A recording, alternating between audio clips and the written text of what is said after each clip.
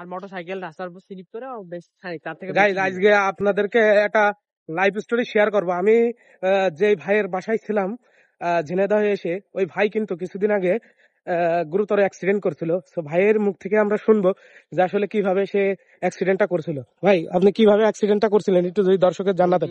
এই পাশে বলাকান্দ হ্যাঁ, আমার ফুফু বাড়ি। বলাকান্দ। আমার ফুফুতো ভাইয়ের গাড়ি নিয়ে আর কি যাচ্ছিলাম। জি, আমার নিজের বাড়ি।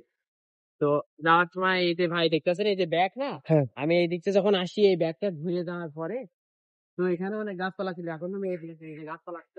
জি। তো এখান থেকে যখন আমি যাই এই বাড়ির থেকে একটা মোটরসাইকেল উঠছিল।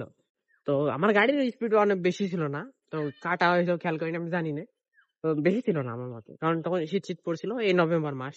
এই তো নভেম্বরের 19 তারিখ আসলে 1 বছর হয়ে যাবে অ্যাক্সিডেন্টে। তো এমনি আসছিল, আমি ওই দিকটা আসছিলাম। তো ওনার গাড়ির কোনো সিগন্যাল নেই, আমার গাড়ির বামে সিগন্যাল জ্বলছিল। তো ওনার গাড়ির কোনো সিগন্যাল নেই। ও, তা আপনি এখান থেকে পড়ে আসলে কত দূরত্বে চলে গেছিলেন, এটা যদি একটু দর্শকের জানাতেন। এখান থেকে কিছু 300 গজ মতো, তাই না? এখান থেকে ওই যে মোটরসাইকেল আসছে ওখানে 50 হাত দূরে আমি চলে গেলাম। 50 হাত দূরে সে চলে গেছিল।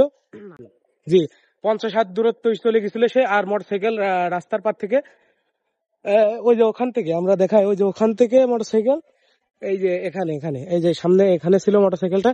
তো আপনি কেমন গুরুতর আহত হয়েছিলেন একটু যদি জানাতেন।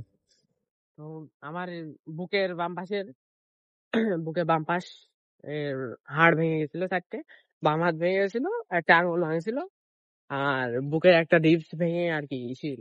আচ্ছা, আপনি এখন বর্তমানে আল্লাহর রহমতে আপনি কি পজিশনে আছেন একটু যদি জানান। আলহামদুলিল্লাহ, আল্লাহর অশেষ রহমতে আমি সুস্থ আছি। তো সবাই দোয়া করবেন আমার জন্য। গাইস, আপনারা শুনলেন এই ভাইয়ের সেই গুরুতর অ্যাক্সিডেন্টের কথা।